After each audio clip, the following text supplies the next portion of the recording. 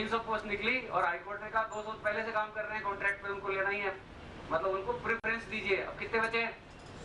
100 के फॉर्म कितने आए? 1,20,000 और एक चपरासी के लिए 1,20,000 में क्वालिफिकेशन मैक्सिमम कौन, मिनिमम कौन सी?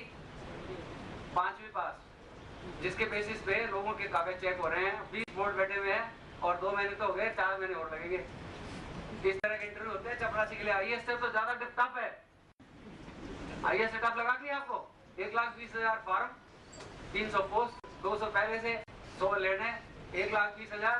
एमबीए, आप कहोगे साहब क्या बात कर रहे हो, मैंने जाके देख लो। एमबीए पास भी चपरासी लड़ना चाहता है, क्यों? क्योंकि सरकारी नौकरी में पक्का हो जाए, बाद में फिर मौज। फिर क्या करना है? चपरासी के बाद बाबू तो बढ़ जाएगा। और जैसे मैंने बताया कि बीच में कहीं और जगह नौकरी लग गई, चपरासी वाले को छोड़ के भाग जाएगा, फिर दूसरे लगते रहेंगे। So what I am saying is this is the position of unemployment. So that is why the people are highly frustrated. अब लास्टली अपने को ई गवर्नेंस पे काम करना पड़ेगा, पब्लिक रिप्रेजेंटेटिव के साथ काम करना पड़ेगा, नरेगा योजना की मॉनिटरिंग करनी पड़ेगी, 20 सूत्री कार्यक्रम की मॉनिटरिंग करनी पड़ेगी, कलेक्टर साहब को पंचायत समितियों की मीटिंग में जाना पड़ेगा, फील्ड विजिट करनी पड़ेगी, नाइट हॉल्ट्स भी करने होंगे। नाइट हॉल्ट्स कई लोग आजकल कर नहीं पाते, क्योंकि मैंने आपको बताया नाइट हॉल्ट्स की जरूरत ही नहीं है। अगर आपकी प्रॉपर लोकेशन चेक नहीं कर सके हैं, या उसका अगर लोकेशन का सही पता नहीं लग रहा हो, तो आप मोबाइल पे किसी ऑफिस भी कर सकते हो। आप बैठे हो डिस्ट्रिक्ट हेडक्वार्टर में, कहो मैं तो फलाना गांव में नाइट हॉल्ट कर रहा हूँ। But night halts are always preferred, because गांव में आपको वास्तविकता पता लगती है कि यहाँ बिजली कब आती है, नहीं आती है, क्या होता है, क्या चक्कर है, लोग आपसे मिल सकते हैं। आम आदमी जो रोजाना कलेक्ट्रेट नहीं आ सकता, चपरासी उसको अंदर घुसने नहीं देता, वो गाँव में कलेक्टर साहब के दर्शन तो कर सकता है कम से कम, नहीं? So these kinds of things will come when you will ultimately join. Lastly, I would like to say कि अभी अपने को 2 चीजों पे ज्यादा ध्यान देना है। आप सेलेक्ट हो चाहे नहीं हो, मैं तो मानता हूँ आप सेलेक्ट होंगे ही और शुभकामनाएं है मेरी, बट सेलेक्ट होंगे तो आजकल एक बहुत बड़ा बेसिक इश्यू ये है कि आप कुछ भी कर लीजिए, अगर करप्शन और क्रेडिबिलिटी नहीं रही तो फिर कोई मतलब नहीं है आईएएस में आने का या नहीं आने का। बिकॉज आजकल पब्लिक भी अवेयर है, दे नो कौन अच्छा है कौन खराब है, पता धीरे धीरे लग जाता है।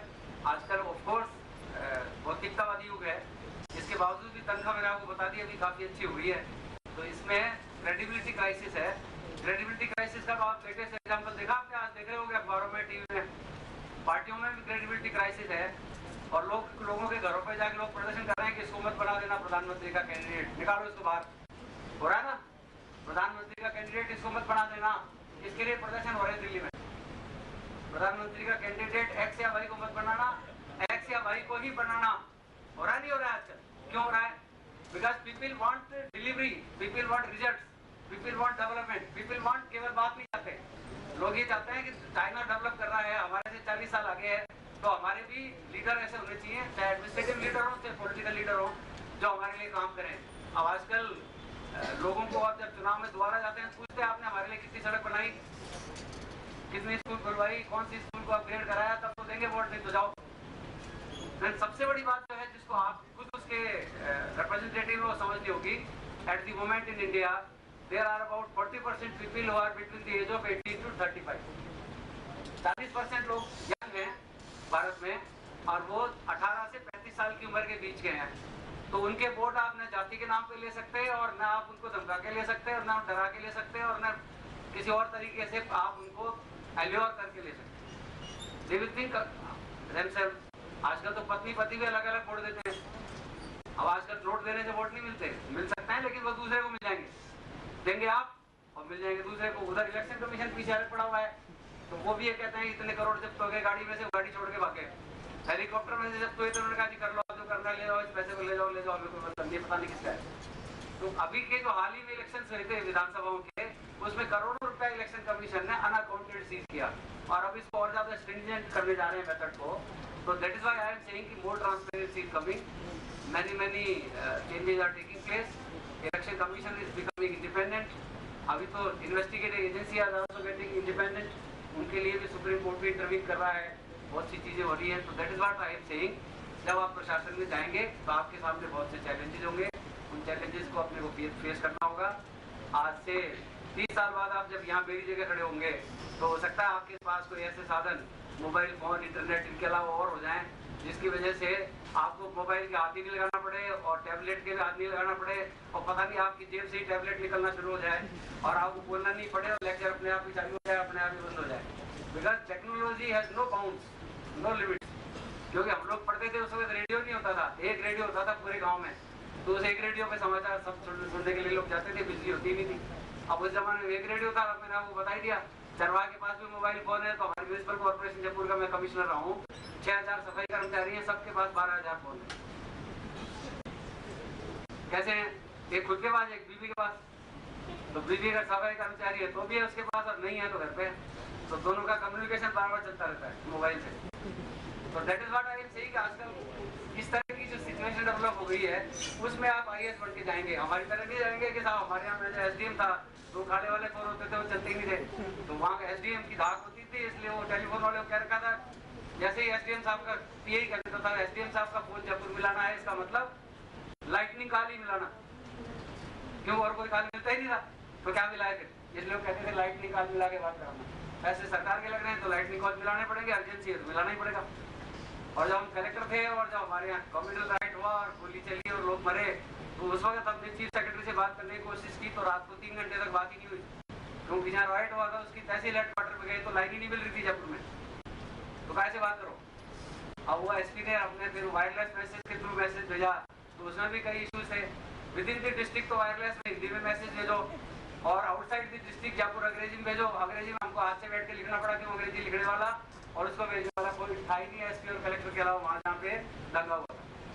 तो रात को बैठ के 2.5 पेज का वायरलेस मैसेज लिखने में भी ढंग से लैंग्वेज जमा की, चीफ सेक्रेटरी और डीजी पुलिस को जाएगा, इसलिए इट टुक अबाउट 1 आवर।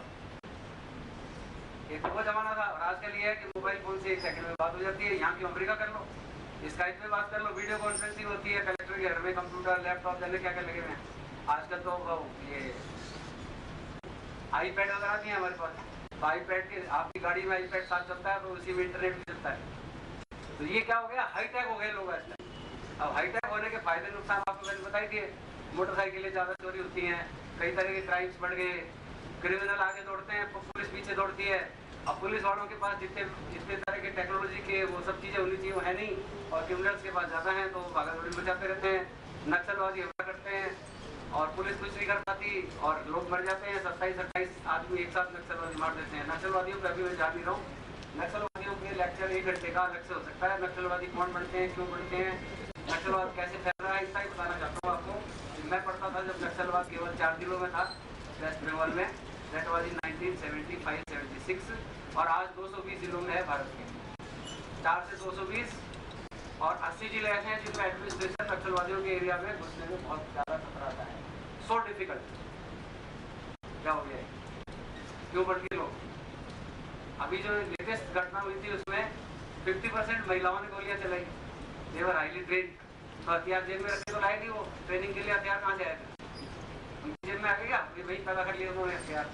तो there are so many kinds of things जिसमें नक्सलवादी एरिया में भी आपकी पोस्टिंग होगी, छत्तीसगढ़ में, उड़ीसा में, आंध्र प्रदेश में, महाराष्ट्र में, तमिलनाडु में, राजस्थान का भी कुछ एरिया धीरे धीरे अफेक्ट होना शुरू हो रहा है। तो things are highly complicated now, और उसमें भी हैव टू वर्क। और मैंने आपको बताया नरेगा में एक तरफ तो हर पंचायत में 2-3 करोड़ रुपए जा रहे हैं। Every panchayat is getting 1 or 2 crore rupees. उनके पास अकाउंटेंट, जूनियर अकाउंटेंट पहले नहीं थे, अब धीरे धीरे बढ़ा रहे हैं, उनको ट्रेनिंग भी दे रहे हैं और भी हो रहा है। बट मोस्टली मेरी sarpanch, lady sarpanch are related. अब उनके दस्तखत काय पे कराते हैं उनको खुद भी नहीं पता। तो उसके बाद उनके पति, एक नई कॉन्सेप्ट चल पड़ी है सरपंच पति की। मतलब जहाँ देखो वहाँ सरपंच दिखाई नहीं देती, वो तो अपने घर पे रहती है। चलता कौन है? सरपंच का पति। तो अपने आप को इंटरव्यू इसलिए करता है कि मैं सरपंच हूँ। फिर लोग पूछते सही चीज बता, तो कहता मैं नहीं हूँ, मेरी बीवी हो गई। क्योंकि राजस्थान में 50% महिलाएं आरक्षित है पद उनके लिए। इट्स ए गुड थिंग, जिन्हें पार्टिसिपेशन हो रहा है, लेकिन उसमें जब तक लड़कियों की और लड़कों की साक्षरता नहीं बढ़ेगी, जब तक बहुत सारी प्रॉब्लम्स हैं वो सॉल्व नहीं होंगी। आई थिंक ये सब होना चाहिए। बट आप लोगों का रोल इसमें मैं ये कहना चाहता हूँ, आप जब बन भी जाएंगे तो ये रहेगा, you will be one of the leaders. क्योंकि देश में हमेशा लीड कौन करता है? या तो पॉलिटिकल लीडर करते हैं, या धार्मिक लीडर करते हैं, या सामाजिक लीडर करते हैं, या एडमिनिस्ट्रेटिव लीडर करते हैं। एडमिनिस्ट्रेटिव लीडरशिप आपकी रहेगी, और उसमें जो इनोवेटिव काम आप कर सकते हो, हर जिले में किसी कलेक्टर ने इनोवेटिव काम किया। चाहे आज से 50 साल पहले देख लो, चाहे आज से 20 साल पहले देख लो, चाहे अंग्रेजों के टाइम में देख लो, चाहे आज देख लो, कहीं कहीं बड़े यंग कलेक्टर्स आते हैं। जैसे हमारे राजस्थान के 2-3 एग्जाम्पल आपको देता हूँ। एक कलेक्टर थे जो आजकल ये जो दवाइयों का कॉर्पोरेशन बना है उसके एमडी है, संदीप शर्मा, नाम भी बता देता हूँ आपको। तो उन्होंने राजस्थान में सस्ती पहले दवाएं, जेनरिक मेडिसिन और उसके बाद फ्री दवाएं, उसकी कॉन्सेप्ट सरकार को समझाई और ये कहा कि जो आप सस्ती दवाएं और फ्री दवाएं देंगे ना, इसमें आपका नुकसान कोई होने वाला नहीं है, क्योंकि इतने सारे बिल तो सरकारी कर्मचारी वैसे ही उठा रहे हैं। दवाई कोई ले रहा है, कोई नहीं ले रहा, उसकी जगह शरबत ले रहा है, कोई बिस्किट ले रहा है, कोई घी ले रहा है, कोई सरस की छाछ ले रहा है दवाई की जगह। तो इसलिए वो सरस की छाछ और घी और शरबत देने के बजाय लोगों को कहो भाई दवाई मिलेगी, लेनी है तो लो। दवाई को बेच नहीं सकता क्योंकि वो जेनरिक है, सरकारी दवाई है, मेडिकल स्टोर पे बिकेगी नहीं। आटा तो बिक सकता है और गेहूँ भी बिक सकता है 1 रुपये किलो वाला, लेकिन दवाई नहीं बिकेगी। तो कहते हैं दवाई इनको फ्री बांटो, जिससे अच्छा भी रहेगा, गरीब को मिलेगी बेचारे को, और वो दवाई अगर आराम से फ्री मिलेगी तो जो 3 रुपये में दवाई, वैसे 3 रुपये नहीं लगता, फ्री मिल रही है, लेकिन दवाई की कीमत 3 रुपये हुई तो पैसे 30 हुई। कितना ज़्यादा मेडिकल कंपनीज का प्रॉफिट था। This one example I give you, otherwise तो there are not many example. इसलिए फील्ड में हम जाएंगे तो कोई अच्छा काम करना चाहिए जिससे पब्लिक याद करे।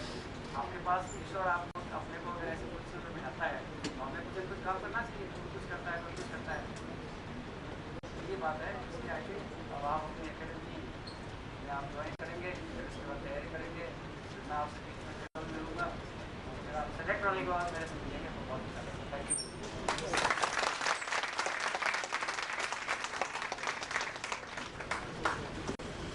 Thank you so much, sir, for inspiring us all.